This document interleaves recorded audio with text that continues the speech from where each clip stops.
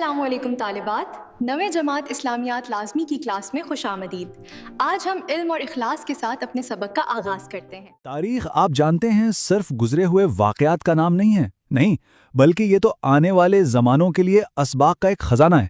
آج ہم تاریخ کا ایک ایسا ہی باب کھولنے جا رہے ہیں، ایک ایسا باب جہاں طاقت کا سب سے بڑا مظاہرہ انتقام نہیں بلکہ معافی تھا۔ جی ہاں، یہ کہانی ہے فتح مکہ کی، ایک ایسی زبردست فتح جس کی مثال تاریخ میں سچ پوچھیں تو کم ہی ملتی ہے۔ اچھا، اس کہانی میں آگے بڑھنے سے پہلے ایک سوال پر رکتے ہیں۔ فتح کا اصل مطلب ہے کیا؟ کیا یہ صرف شہروں پر قبضہ کر لینا ہے یا دشمنوں کو شکست دے دینا بس؟ فتح مکہ کی یہ داستان جو ہم آج جانیں گے اس سوال کا ایک بہت ہی حیران کن اور گہرا جواب دیتی ہے۔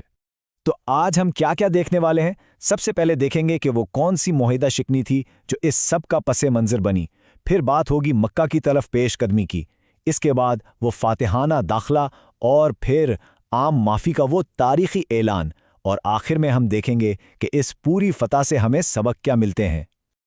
تو چلے شروع کرتے ہیں پس منظر سے۔ دیکھیے، ہر بڑی کہانی کی طرح نہ اس کی جڑیں بھی ایک وعدے میں ہیں، بلکہ ایک ٹوٹے ہوئے وعدے میں۔ جی، فتح مکہ کی پوری بنیاد ہی ایک معاہدے کی خلاف ورزی پر رکھی گئی تھی۔ تو ہوا یہ کہ سب کچھ شروع ہوا صلح حدیبیہ سے۔ یہ کیا تھا؟ یہ اصل میں مسلمانوں اور قریش مکہ کے بیچ 10 سال کا ایک امن معاہدہ تھا، اور اس معاہدے کی ایک بہت اہم شق یہ تھی کہ بھائی عرب قبائل کو پوری آزادی ہے، وہ جس سے چاہیں مسلمانوں سے یا قریش سے اپنا اتحاد بنا سکتے ہیں۔ اب اسی معاہدے کے تحت قبیلہ بنو خزاعہ نے مسلمانوں سے اتحاد کر لیا اور قبیلہ بنو بکر نے قریش سے۔ سب ٹھیک چل رہا تھا، لیکن یہیں پر امن کا سارا توازن بگڑ گیا۔ کیسے؟ قریش نے اپنے ہی کیے ہوئے معاہدے کو توڑ دیا اور اپنے اتحادی بنو بکر کی مدد کی۔ انہوں نے رات کے اندھیرے میں مسلمانوں کے اتحادی قبیلے یعنی بنو خزاعہ پر حملہ کروا دیا، اور یہ صلح حدیبیہ کی بالکل کھلی خلاف ورزی تھی۔ تو جب معاہدہ ٹوٹ گیا تو ظاہر ہے امن کی امید بھی ختم ہو گئی۔ اب مسلمانوں کے لیے اس عہد شکنی کا جواب دینا لازمی ہو گیا تھا، اور بس یہیں سے اس تاریخی سفر کا آغاز ہوتا ہے، یعنی مکہ کی طرف پیش قدمی۔ یہ وقت تھا 8ویں ہجری کا، اسلامی کیلنڈر کا 8واں سال۔ پیغمبر اسلام نے فیصلہ کیا کہ بس اب اس عہد شکنی کا جواب دینے کا وقت آ گیا ہے۔ پھر 10 رمضان کو مدینہ سے ایک بہت بڑا لشکر روانہ ہوا، اور جب یہ لشکر مکہ کے قریب پہنچ کر رکا نا، تو اس کی شان و شوکت اور تعداد سب پر واضح ہو گئی۔ اور جانتے ہیں تعداد کتنی تھی؟ 10,000۔ جی ہاں، پورے 10,000 صحابہ کا ایک سمندر تھا، اور یہ صرف ایک گنتی نہیں تھی، نہیں، یہ ایک پیغام تھا۔ پیغام یہ کہ جن لوگوں کو کبھی کمزور سمجھ کر ان کے اپنے شہر سے نکالا گیا تھا، آج وہی لوگ ایک ناقابل شکست قوت بن کر واپس لوٹے تھے۔ اب کہانی اپنے کلائمیکس پر پہنچتی ہے۔ لشکر شہر کے دروازوں پر کھڑا ہے، اور وہ لمحہ آ گیا ہے جس کا سب کو انتظار تھا، مکہ میں فاتحانہ داخلہ۔ لیکن یہ داخلہ دنیا کی تاریخ کے باقی تمام فاتحانہ داخلوں جیسا نہیں تھا، بالکل بھی نہیں۔ یہ کوئی خون ریزی والی فتح نہیں تھی۔ سوچیں، ایک بھی تلوار نیام سے باہر نہیں نکلی، اور پیغمبر اسلام جب شہر میں داخل ہوئے تو ان کا سر فخر سے بلند نہیں تھا، بلکہ اللہ کے حضور عاجزی اور انکساری سے جھکا ہوا تھا۔ اچھا، شہر میں داخل ہونے کے بعد سب سے پہلا کام کیا ہوا؟ سیدھا خانہ کعبہ کا رخ کیا گیا، وہ مقدس مقام جو توحید کا اصل مرکز تھا۔ اس وقت 360 بتوں سے بھرا پڑا تھا۔ ایک ایک کر کے ان تمام بتوں کو توڑا گیا، ہٹایا گیا، اور کعبہ کو شرک سے پاک کر دیا گیا۔ یہ صرف پتھروں کو ہٹانے کا عمل نہیں تھا، سمجھیں، یہ ایک نظریے کی فتح کا اعلان تھا۔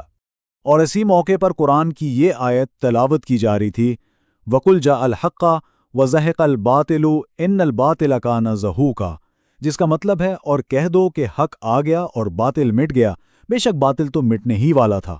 یہ اس روحانی فتح کا کھلا اعلان تھا۔ تو شہر فتح ہو چکا تھا، کعبہ بھی پاک ہو چکا تھا۔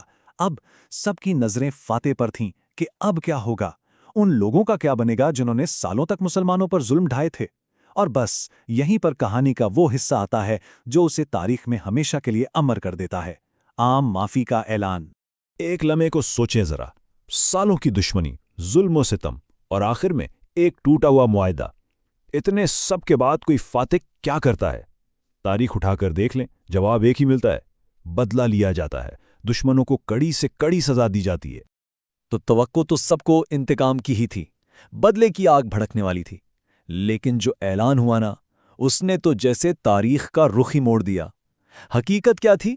حقیقت تھی معافی، ایک عام معافی ان سب کے لیے جنہوں نے ظلم کیا تھا۔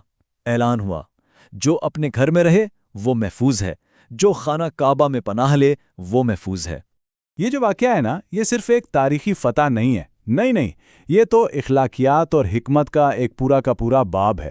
تو آئیے اب دیکھتے ہیں کہ اس عظیم واقعے سے ہمیں سبق کیا کیا ملتے ہیں۔ اس واقعے سے بہت گہرے سبق ملتے ہیں۔ پہلا تو یہ کہ وعدوں اور معاہدوں کی پاسداری کتنی زیادہ اہم ہے۔ دوسرا یہ کہ عام معافی کے اعلان میں کتنی بڑی حکمت چھپی ہوتی ہے، یہ دشمنوں کو بھی دوست بنا دیتی ہے۔ اور سب سے بڑھ کر یہ واقعہ ہمیں یاد دلاتا ہے کہ بھائی اصل فتح انتقام لینے میں نہیں بلکہ عاجزی اور معاف کر دینے میں ہے۔ اور آخر میں دلوں کو فتح کرنے والی سب سے بڑی طاقت ہمیشہ اعلیٰ اخلاقی کردار ہی ہوتا ہے۔ دیکھیں، فتح مکہ کا واقعہ بھلے ہی صدیوں پرانا ہو، لیکن اس کا پیغام وہ آج بھی بالکل زندہ ہے، اور یہ ہمیں سوچنے پر مجبور کرتا ہے کہ اگر معافی اور درگزر کا یہی اصول ہم اپنی زندگیوں میں اور عالمی سطح پر اپنا لیں تو یہ ہماری دنیا کیسی بن سکتی ہے۔ Join us and register now for online transformation.